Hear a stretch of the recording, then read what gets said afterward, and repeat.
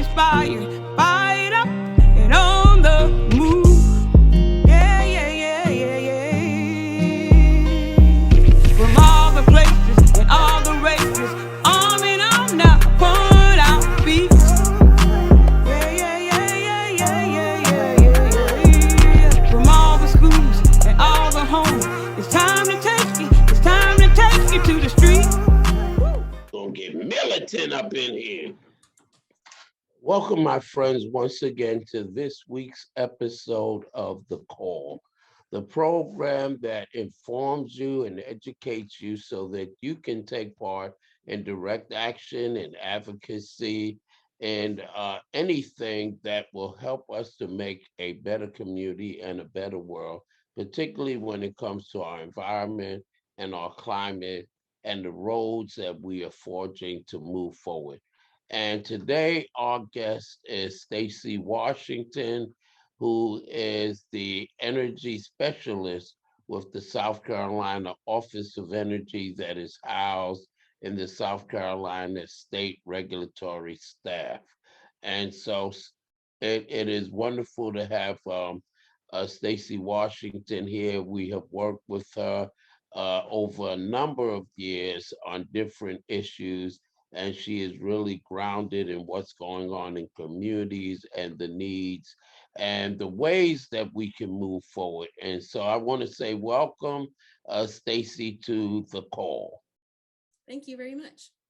Yes, and so as I said, we've been working with you for numerous years, and you're an energy specialist, and so a senior energy specialist, and so all of the things that we've been going through in terms of moving from a fossil fuel based economy to a renewable energy economy, energy efficiency, etc., are all things that are really important, not only here in the United States, but globally. But why don't you tell us a little bit about yourself, a little background on yourself, and also how you came to do the work that you're doing. And then after that, we can talk about some of the things that are going on in the state right now. Sure.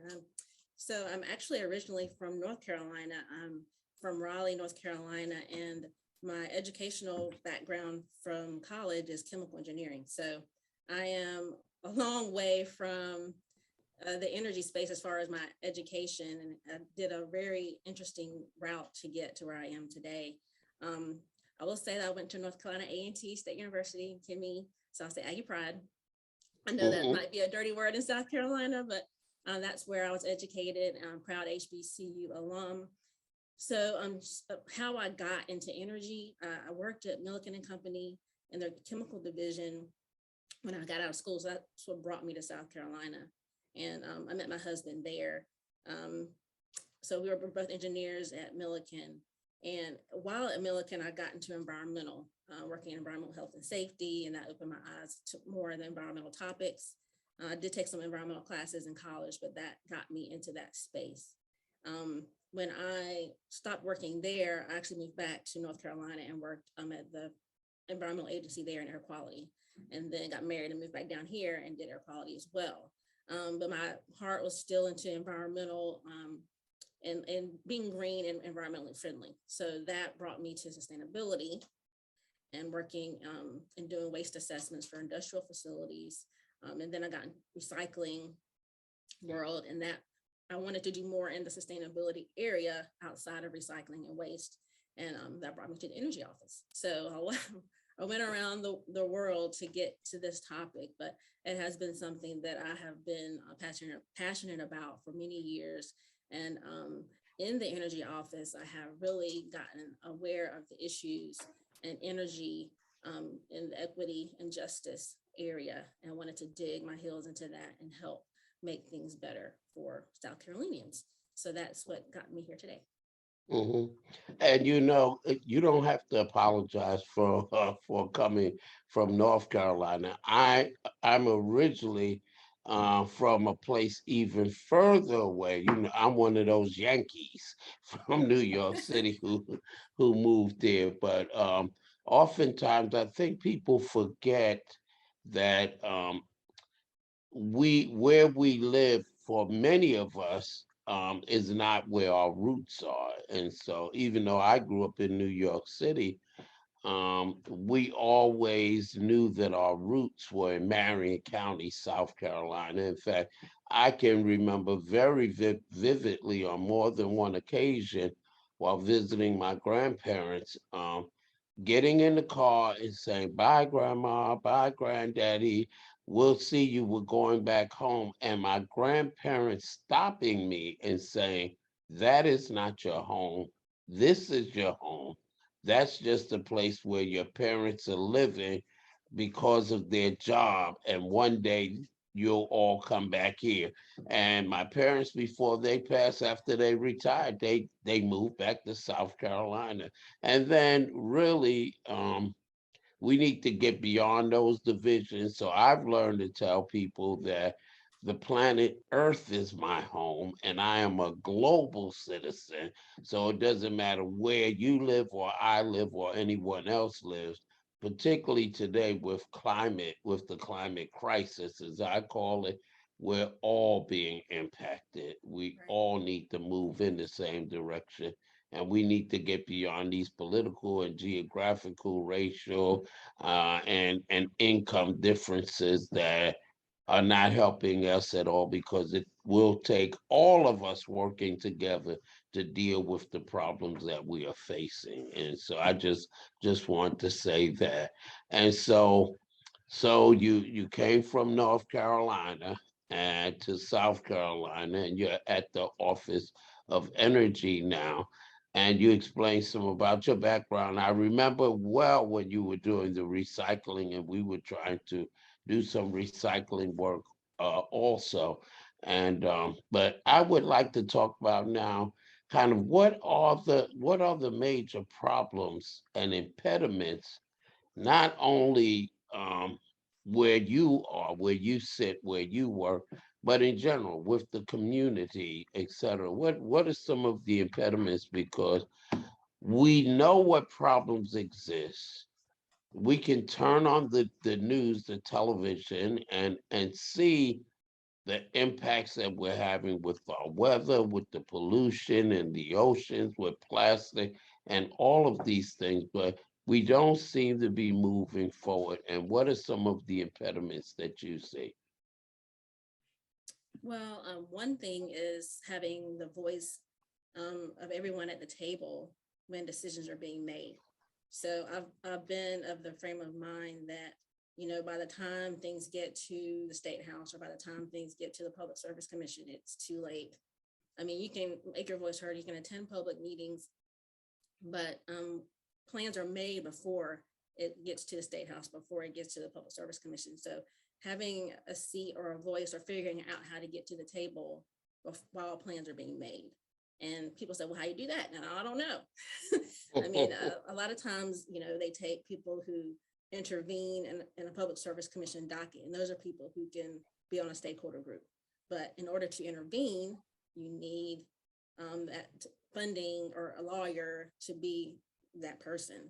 So how do you get over that obstacle? So that's one obstacle, just being in the room being in the room where it happens, I'll say. Mhm.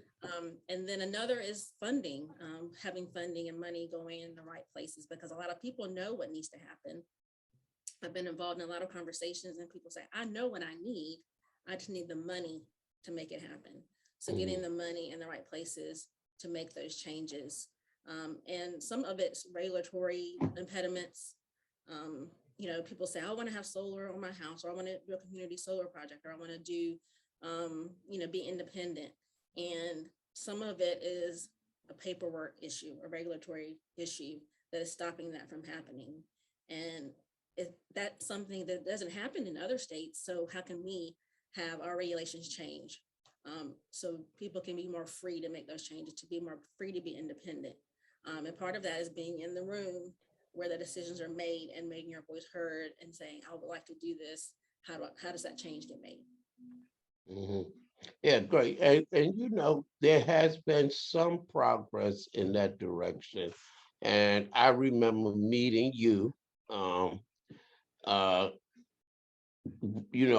before meeting you before, but when we really started talking was around President Obama's Clean Power Plan and the stakeholder group that was put together. It was about 70 entities, individuals from about 70 different entities at its height. Everybody didn't stay aboard, but it was, was colleges, universities, it was state agencies. It was led by South Carolina Department of Health and Environmental Control. But from that, we created the environmental justice hubs, which still meet with DHEC on a regular basis. And then where you work, we were able to put together an environmental justice subcommittee. And we and others have been privileged to sit in the room and take part when some of the planning is being done around energy. But I understand what you're saying also, and we still talk about the same thing that we did during the Clean Power Plan. That meaningful engagement with communities means we have a seat at the table when it comes to planning, decision making, allocation of resources, implementation, and even more important, evaluation to tell whether or not the projects, programs, and processes actually are working um, as well as they should be working. And so I can see from the conversation, the answer that you gave, that some of those pieces are still missing, right? Right. Yeah, And I will it's say got too, I say a lot of the time, we're trying to make it work in the current system. And it could be that the system needs to be broken and rebuilt because as far as electricity and how it was established for people of privilege. In the beginning, it was not something that everyone had. It wasn't a necessity. It's a necessity now. And right. evolved from a system that was for people who had and the have-nots didn't have it. And we're trying to make it be for everyone, and it wasn't made that way. We're trying to fit a square peg in a round hole. So how do we do that? We need to break it and rebuild it. Mm, Powerful words, and you're absolutely right, because that's why they had to come up with electric co-ops, because it was only those who were privileged had electricity, and the government had to step in, particularly in rural areas, because the investor-owned utilities looked at the population density, and they said there are not enough people living in these areas for us to get a return on our investment and make a profit. And so now, and we need to redo the system. But I feel like, and I know you've heard, you've been part of conversations where, as we look at new energy delivery systems, there shouldn't be a one size fits all, that people need to have what many of us call energy democracy as a part of the system. And so, what are some of the different ways that energy can be delivered? And we have our traditional ways with the wires and the transformers, and then now we're starting to see some more community solar farms. But what else is out there, Stacy? Well, everyone knows about solar. You can, have it on your home, or there can be a big farm down the street. But then there's the regulatory issues with, how that's distributed and how people can benefit from that because it is expensive. Some other things we're exploring in the energy office are wind energy and how South Carolina can be part of that. We do have some areas off the coast that are good for wind. So we're exploring that now to see if that is an option.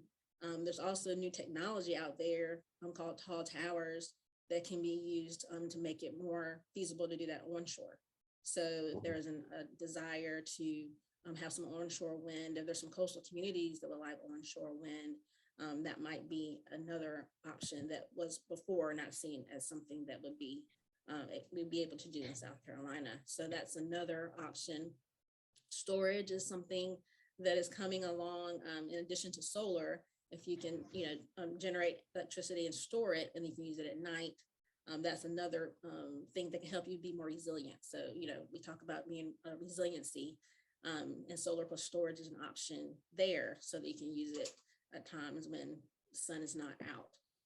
And that comes into play as well with wind, in the same way. And resilience hubs, we talked about, being more resilient and having a place where there is solar and storage available, where people can charge their phones and come and get food, and come and get warm, or come and cool off in the summertime. Having that there, if there's a disaster, a place where there's electricity, when electric vehicles come along, and having a place to charge. All these things are being talked about, as coming in the near future. Right, absolutely.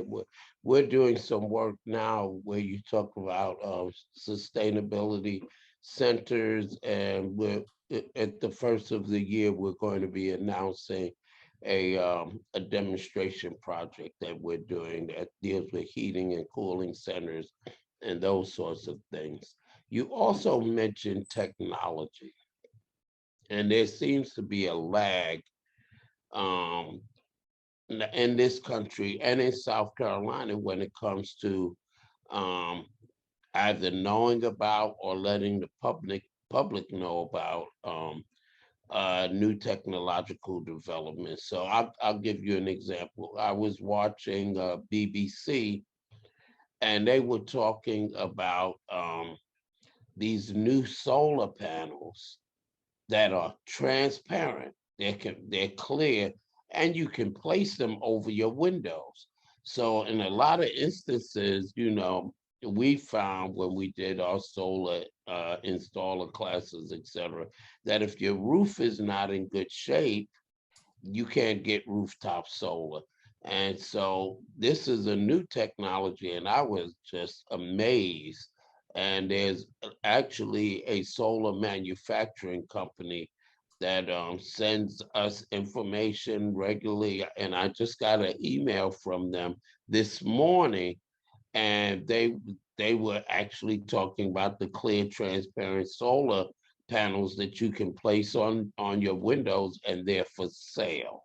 And so, that's one thing I think we are kind of behind the curve on that, and we're supposed to be doing some work with, the Office of Energy's, National Renewable Energy Laboratories. And one of the things we said to them is that there's a gap or delay in terms of people finding out about new technology or research and development that's going on. And so, as at the Office of Energy, do you guys kind of keep up with that, or are you informed about it, in advance of the general public finding out about, technological innovations, etc.? No, there's no special privilege we have to learn about new technology. We do try to stay up to date on what's out there. We have a lot of resources to get information. There's a lot of webinars and conferences and trainings that we attend, but and there's a lot of trade shows that we go to as part of that. And so that's how we learn about it. But there's no special, energy offices, here's the exclusive on what the new technology is, because that I've heard of what you're talking about in the solar, and a lot of times it's in our research and development phase when we hear about it, but then when it comes into production, we don't. So that is good to know that that's there. So there are a lot of things out there and a lot of different options. We don't know about everything, but if somebody comes to us with something, we can find out more. Okay, well, we will definitely lift that gap, the next time we have a conversation with the National Renewable Energy Labs, or DOE, the Department of Energy, and talk about that lag and that need to keep you guys, informed much more quickly about what's going on there, bro. Now, we've been talking a lot about solar, but what's just as important, or in my opinion, even more important than delivering solar energy to businesses and universities and homes is energy efficiency. Because I often bring up to people, particularly when we talk about energy burdens, and I'd like for us to, talk about the energy burdens and the differences in terms of race and income, and even the South and other parts of the country. But it does not matter how your energy is delivered if your home is energy inefficient and you're heating and cooling the outdoors and spending a disproportionate amount of your income on energy, so oftentimes, it should be, in my opinion, all of the time, the first step is to make a building, a home, etc., make it more energy efficient before we move to solar, etc. How do you feel about that? Absolutely. We always try to make sure we put out there that do energy efficiency before solar. Solar is the new thing, or was the new thing, now EVs are, but solar was the new thing and everybody wanted to do that. But we try to make sure people understand before you do that, make sure you're using the least amount of electricity you can. And the best way to do that is be energy efficient. The housing stock in South Carolina, statistically, is just not the greatest in the country. So part of the emphasis is letting people know that that's an issue, because some people don't realize that, their house may not be efficient, and then help with how you can make your home more efficient so you can use less electricity and then reduce your electric bill. Mhm. Yeah, because let's say, because we were out of nonprofit organizations. I like to believe that if we weren't one of the first, then somewhere in the middle in terms of advocating for solar in South Carolina.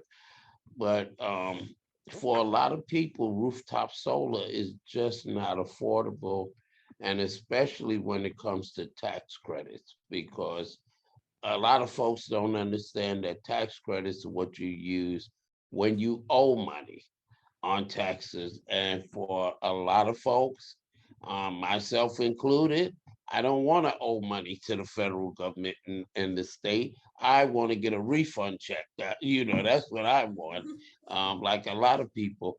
And so we've been having some discussions around the fact that even with energy efficiency, maybe we need to be looking at a combination when we talk about, how do we make a home more energy efficient, in terms of what that homeowner can afford.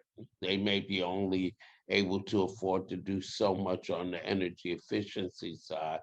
And then we talk about demand side management tools, like, timers on your water heater or waterless water heaters, looking at programmable thermostats, things that might be more affordable, and that should reduce the amount of solar that a home needs as well. So have some things been done around that, like a multi-prong approach? Right. So like the biggest cost for your home is heating and cooling the air and the water. And a Hmm. lot of utilities have programs to help. They have water heater programs, or they have demand programs, smart thermostat that are available. Um, so the utilities are taking the lead and trying to do that. Not all utilities, so it just depends on where you are. But part of the battle is just knowing that those programs exist. So Hmm. something that we developed in 2020 in the energy office is the Energy Saver tool, where you can search on their energysaver.sc.gov, click on Energy Saver tool, and you can search under your utility and find out what utility programs are available to you. So even if you do want a new thermostat, or if you want a new water heater, if you want that timer on your water heater, a lot of the utilities provide that, a program to assist with getting that for your home. Right. And we feel that this is also something, and we've been talking, so we haven't gotten to the point where we're trying to implement something. But we talk about a just transition and how as we move from a fossil fuel based economy to a clean renewable energy economy, how do we create jobs and entrepreneurial opportunities for communities with a history of pollution and poverty, because very rarely do you find a community that has polluting facilities in it that isn't also a low income or impoverished community. And so the just thing would be to make sure that they are involved in these communities in the transition, and we start to create wealth and income streams for them. So one of the things we've been talking about, and if there's anyone from a utility listening, is how can they partner with groups on the ground so that we have small companies that can go around and do that, or the utilities can subcontract with them to do that. And this is a nice segue into what I mentioned before, the energy burden in South Carolina and in the South in general uh, seems to be much heavier than in other parts of the country, right? Correct. Hmm. A lot of it has to do with in the southeast, we heat our homes with electricity. So in the northeast and other parts of the country, they heat with gas or fuel oil or other means. So it's skewed for electricity because we pay for that extra to heat our homes. So that's part of the reason it's so high in the Hmm. southeast. But also, like I mentioned before, the housing stock that is just really um, not very good here. A lot of people are manufactured homes. We have some of the highest manufactured home percentages in the country. I believe we're at 16%. So that coupled with the housing stock is really hurting in South Carolina. Right. And some of the older homes, I spoke with people who built their homes. I'm talking about folks now who are in their 80s and 90s. And I spoke with some of them, and they told me about how they built those homes with whatever materials they could get their hands on, barns that were falling down, other homes that weren't completed. And so that also talks about how poorly built a lot of our homes are. And there's a difference too in how homes are heated. And unless it's my imagination, when my wife and I moved from New York and we moved south, and we're in a home and one of our relatives, so we bought our own home, and it was heated by electricity. And I'm going to tell you, Stacy, I couldn't get warm. I was Mm-hmm. freezing. and, and everybody else is walking around talking about, "Who is warm in here?" I'm like, "It's cold." So there must be a difference with BT. I'm not an expert with around BTUs and all of that sort of stuff, but I could feel the difference between the way the home where I was living in New York was heated, and what's here. So is not only is it more expensive because more homes use electricity in the South, but is it also that the gas and fuel oil, do they like actually, are they more efficient? Do they heat, you know, more readily than electricity does? Well, part of it, I think, too, is that with electricity, when it comes on, cool air comes out first. And Mhm. with gas, it's warmer. So that's part of it. And I don't know all the details about how that other than that, the difference. Um, but that is part of it, is that when you initially comes out when it's electric, it's a little cooler. And then with gas, it's warmer at the Mhm. beginning. And then I've seen some things too that I was like, what in the world were people thinking about when they constructed some of these homes? You know, some of the homes, the heating elements are in the ceiling. And it's like heat rises, cold air descends. And so if your heating elements are in the ceiling, how much of that heat is actually going out through the roof? And how long does it take for hot air that rises to actually get down to where you're standing and where you're laying in bed? And so that is so energy inefficient. I have no idea how that got by the building inspectors or whatever back then. But Well, I that thought the same. And mhm, from being from North Carolina, and I don't know if there's every house in North Carolina, but where I grew up, it was also in the floor. And I see more homes in South Carolina built on slabs than not. And I'm thinking that might be part of it, is that there is nowhere for you to build the ductwork under the right. home, have those vents under the home. So they put it in the attic, and then that's how the vents are in the Mhm. ceiling. But I thought the same thing when I moved down here. I thought, why are the vents in Why the they in the in the in the ceiling? And but there a lot of homes, most homes I see are built on a slab here, versus a lot of Mhm. homes up north too have basements, and they have under the house a crawl Right. space. And And there yeah. are homes here that have a crawl space, but a lot Mhm. don't. Well, some of them they have crawl spaces under the house, but the house is built so low that when we were rehabbing houses, the general contractor would say, I can't put ductwork under this house because Mhm. people won't be able to get up under the house to work on plumbing. And so that was also architectural miscalculation, and also is a reason why the energy burdens are so much higher for oftentimes for people who can least afford it, who Mhm. can least afford it. And you see, I'm sure you've seen the differences and can share with our audience that the energy burden is actually higher for poor people, right? Right. That's that gap in there, the cost of energy. But so a lot of times, if you don't make as much money, your home is not as high quality. That's one thing. So then you're paying a higher energy bill.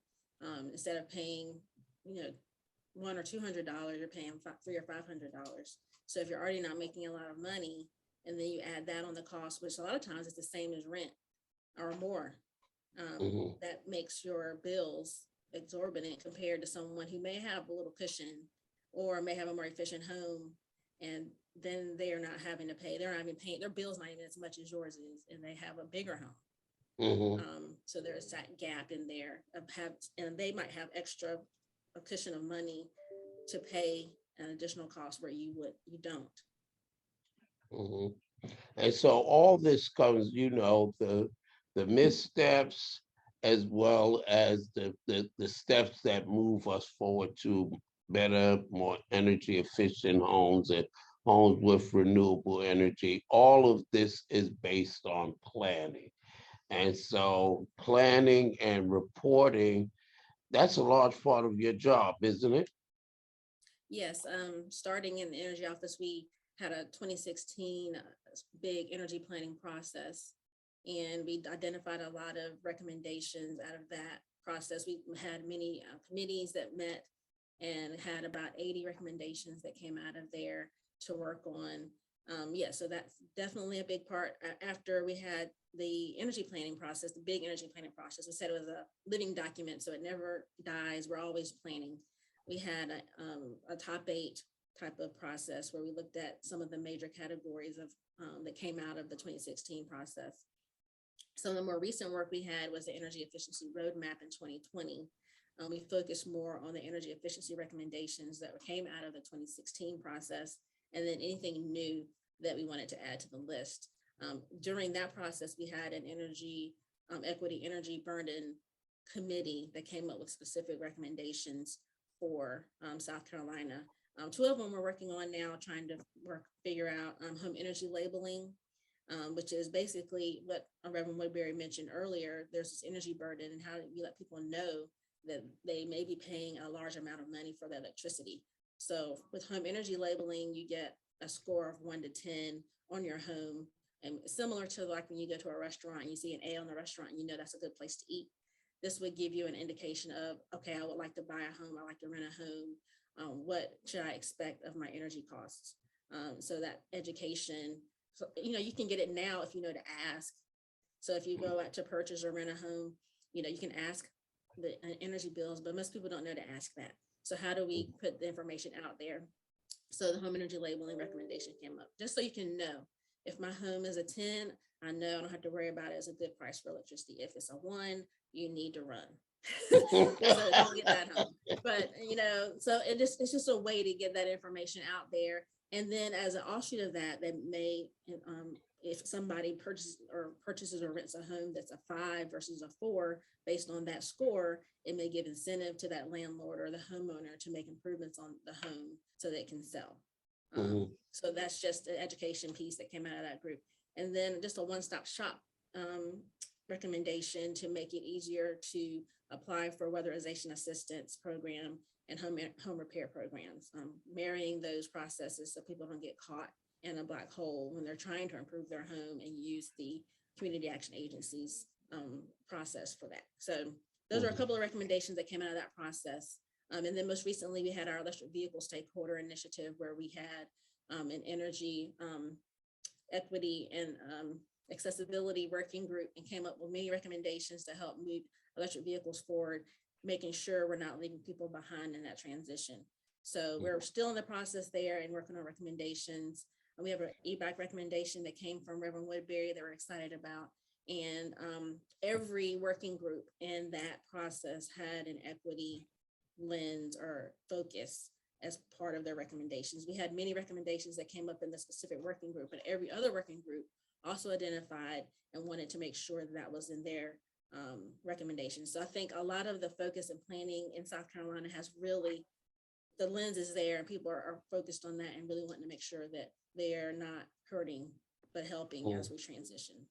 Yes, the equity piece is really important. And that's one of the reasons why we made the recommendation around e-bikes for communities and individuals and families who can't afford a hybrid or electric vehicle right now. But I want to back up a little bit when you were talking about the labeling for the homes.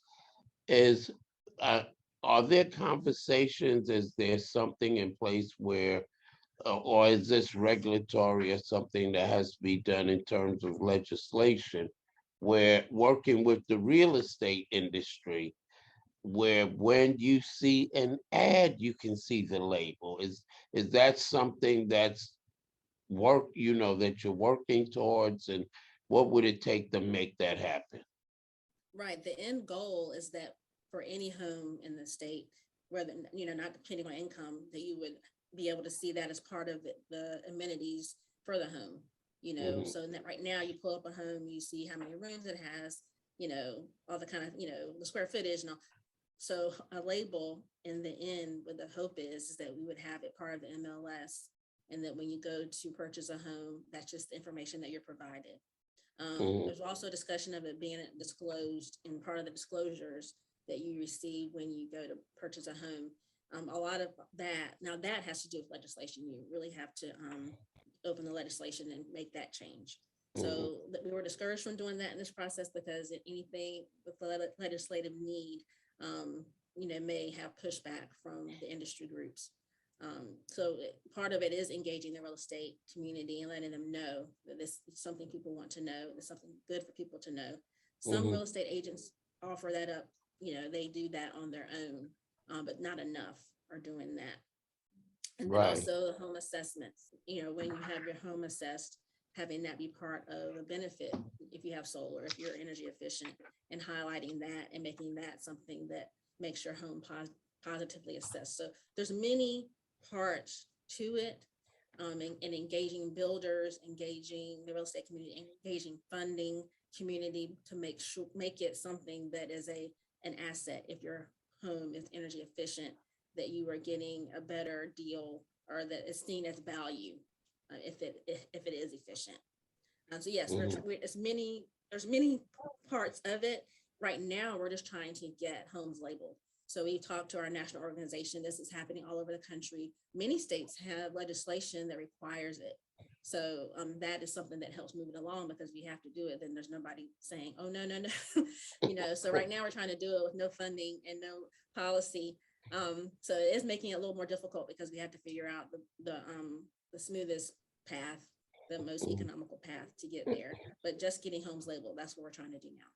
Okay, now that is information that you definitely must share with us, and we will get that out to other nonprofits and churches, because then we can actually speak to our legislators and others, because I think that is very, very important. And it's fair, and it's just people need to know whether they're renting or whether they're buying, exactly what am I purchasing? Am I purchasing something that's going to really put me in a hole? Because when we talk about energy burdens, people don't realize how much that impacts the rest of their lives. So if you're paying a disproportionate amount of your income just on heating and cooling your home over time,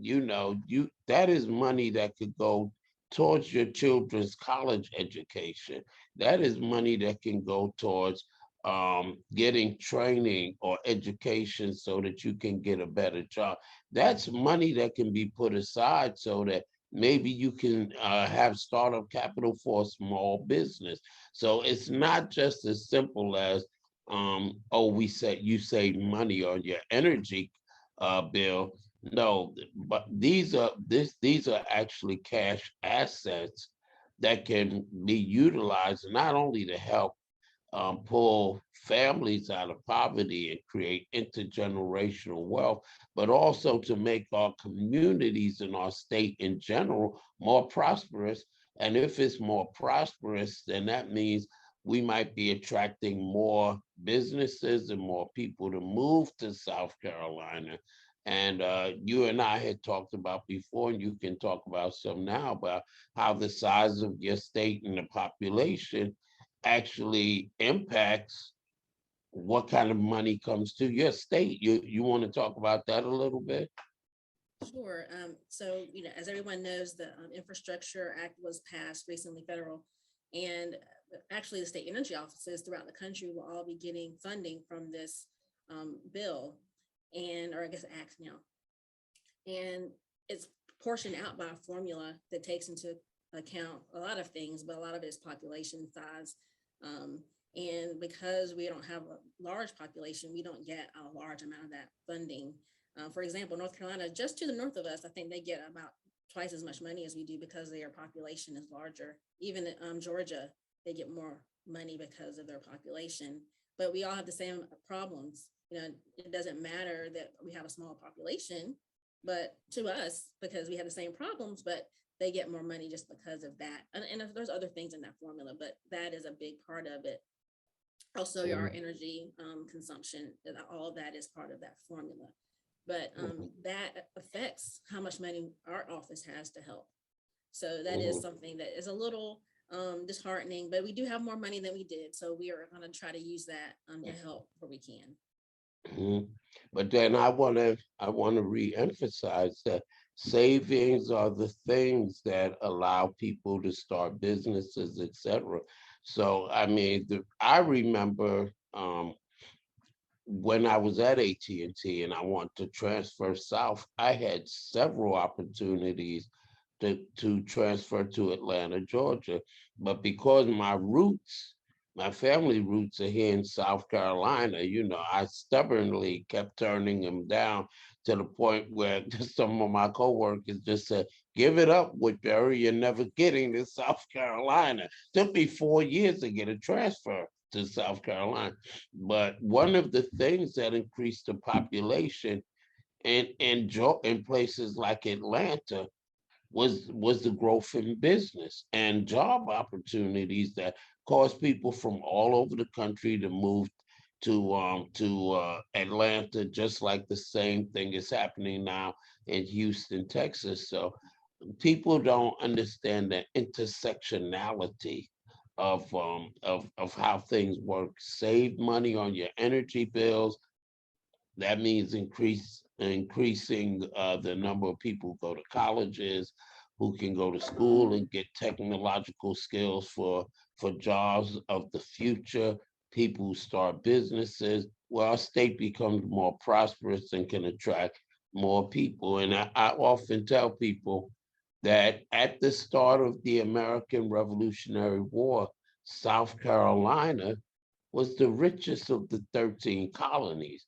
Now, we don't want to go back to why they were the richest, because they also was the Charleston and Georgetown were the two ports where the greatest number of Africans who were enslaved came through, and it was that free labor, you know what I mean, that caused the state to be the most prosperous colony. But if you have a good plan and if you're generating revenue, you know, it you don't have to necessarily be a large state to attract people and to have prosperity. And I think that's really important. And so what do you see, you know, and please don't forget to send us the information about the labeling. Yes, And I I have been. promise you that we will get, you know, we will get that out, right? And I also understand on the real estate side that people are worrying about, if I get a low score, I'll be stuck with this property and won't be able to move it. Well, the answer to that is, like with any business, well, then you just have to invest more money and do the things that you need to do to increase your rating, so Right. that not only can they move their property, but we can move our state forward and our families and individuals as well. So what else do we see on the horizon, and how can people get involved in the planning process like we are? Sure. A little bit more on what you were just speaking on. Some of it too is incentivizing even landlords to do more, because there's no incentive now to improve your property, because once your value goes up, then your taxes go up and then the rent goes up. So there's a really tough spot there, because if you have a property and you're keeping it in a certain income level or a level to satisfy a certain population, how do you make the improvements and then increase that property value without raising the rent? And so the incentive to do that isn't there for those property owners. So you wound up with people who just don't improve their properties and sit on it, and there's no one there making someone make those improvements. No one there saying, if you make these improvements, you cannot raise the rent. So that's part of it as well. So So again, we may be back to legislative solutions where legislation could be passed to put tax credits in place or things like that for homeowners or landlords, so that they can recoup some of the investment dollars they may put into homes. right. And many local Mhm. governments make those policies as well. So, we can't forget the local governments. I say local governments, you have the power. You can make policy or ordinances in your local county or municipality to affect change as well. Mhm. Oh, So before, we just had a big thing in Florence, and I think there's still some upset feelings in the city of Florence here, because we did not really have in place um, a way that renters could report housing violations with their landlords, because when they called up, nobody, you could have a landlord, an absentee landlord who lived, out west, and people, couldn't contact the landlord to complain. So one of the things the city of Florence did was that you have to have a contact person who's within 50 miles of the city, that tenants can get in touch with and say, hey, we're not getting enough heat. We have broken windows. We have floors that are falling. So you're absolutely right. There are things that local government can do, can put in place as well. So yeah, so I'm sorry.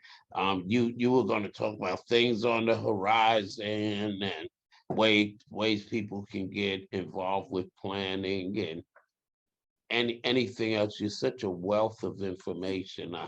And you kind of, it's my son said one time, he said, sometimes you wish that you could just, if you ever saw the movie The Matrix, he said, sometimes you wish you could just put somebody in a chair and jack into their brain and just get all the information out that they have at one time instead of piecemeal.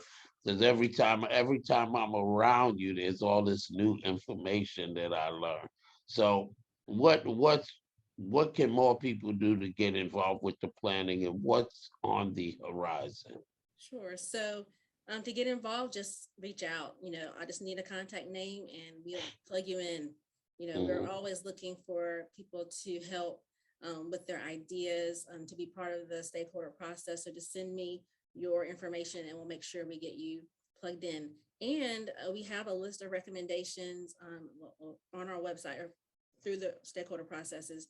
If you see something on that list that you want to do, please do it. We don't have the funding and resources to do everything in the energy office. If you want assistance or contacts to help, please let us know. We'll help get you moving forward on that. But if you have some idea or money or funding or interest in it, please just Hmm. take it and contact us and we can help make it, get you to the right place. Hmm. Um, so what's on the horizon right now? Our focus has been the EV stakeholder initiative. We're writing the report now. A lot of the recommendations coming out of there will be additional recommendations for people to take on.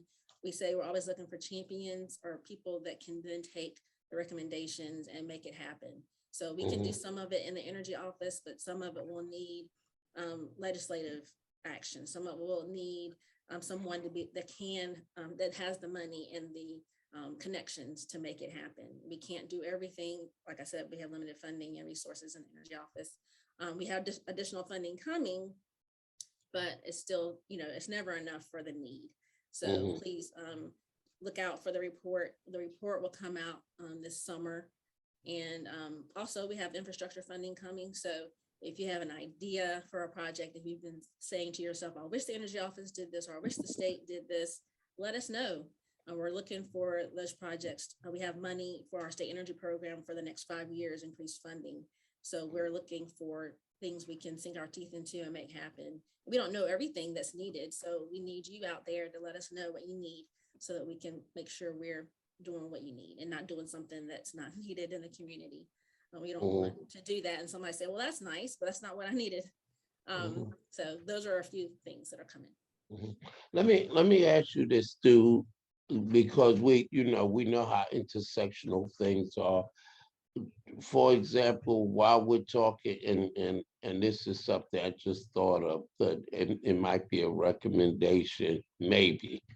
Um, like when we're working on a EV plan, and part of those electric vehicles, I'm sure, will include like regional transportation systems, recommendations for them to get electric vehicles, hopefully, as well as school buses.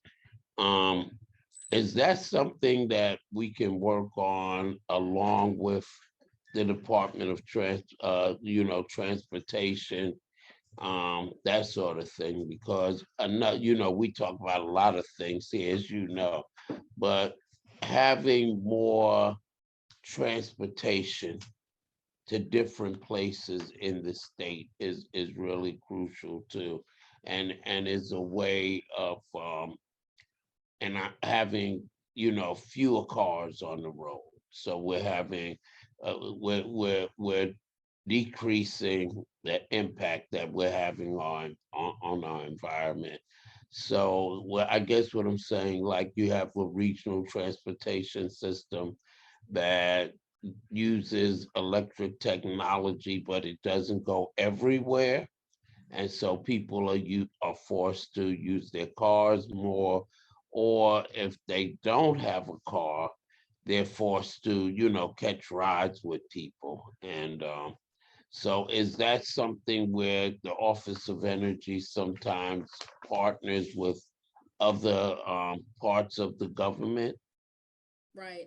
Right now, we've been talking a lot with the Department of Transportation and the electric vehicle stakeholder process because they're getting funding for infrastructure out of the Infrastructure Act. So there is a lot of talk between DOT and the Energy Office.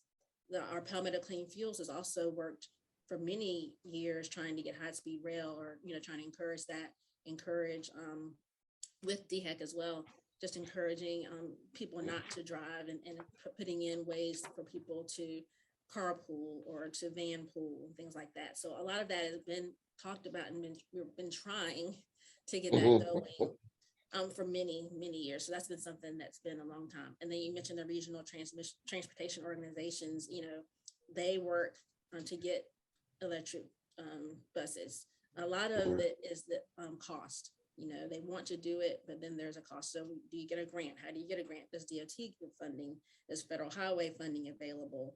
So a lot of that is being talked about, and we're trying to make it work. A lot of times it works more in electric cities. So if your municipality is a utility, that's where we've seen a lot of it happen. But Charleston has some of it coming, but Rock Hill, they're electric city, so they have electric buses. So Seneca as well, they're an electric city and they have electric buses. They can make it work because they're the utility. So, and Right. then there's a lot of synergy there, Mhm. and the cost or benefit is there. For school buses, I'm working with the Department of Education because they are the ones who purchase the school buses for the state. Other states work differently, but in South Carolina, the Department of Education purchases all the school buses, and the school districts or the schools purchase the activity buses. Mhm. So it's knowing that and knowing how to make that work. And there are some initiatives out there. There's more funding coming from the federal government for electric school buses. So that is something that we hope ramps up.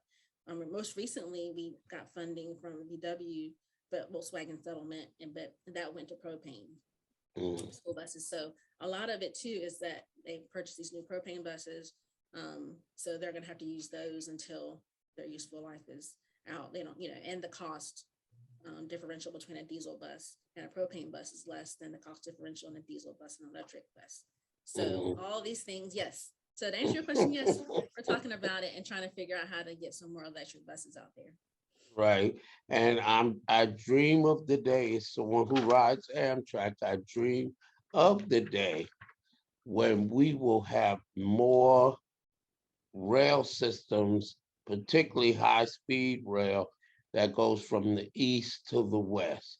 Because how do you get from South Carolina to Atlanta by rail, from Atlanta by rail to Houston, Texas? These are big growing cities, but you literally have to go north or south and then transfer to another train to get to one of these. So within our state, regionally in the South, we need to work on transportation.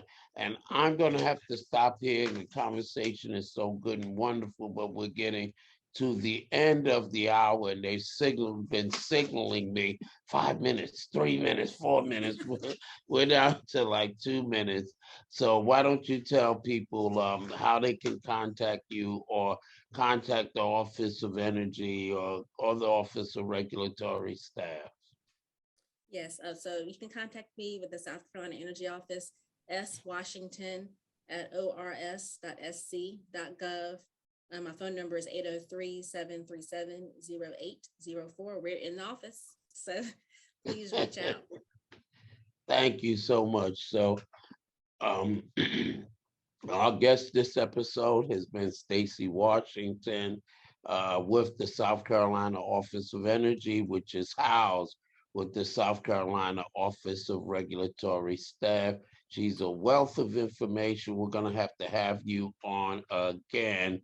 And yeah, I know you may have to talk with some of your superiors, but we would love to have you write an article for our quarterly magazine, Environmental Justice Today. So go ahead and ask so that our next issue coming out after December, we can have an article. And if you want to contact us in New Alpha Community Development Corporation, you can do that by emailing us at newalphacdc at gmail.com, or you can go to our website, newalphacdc.com. And so until next week, this time, we'll be looking forward to seeing you again on The Call, the program that calls you to direct action, to advocacy, to policy changes, or anything that you can do so that we can have a better community and a better world. So take care, stay safe, and we'll see you on the next episode of The Call.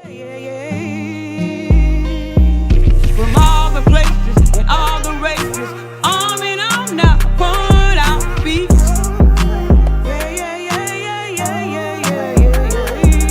From all the schools and all the homes, it's time to take you to the street.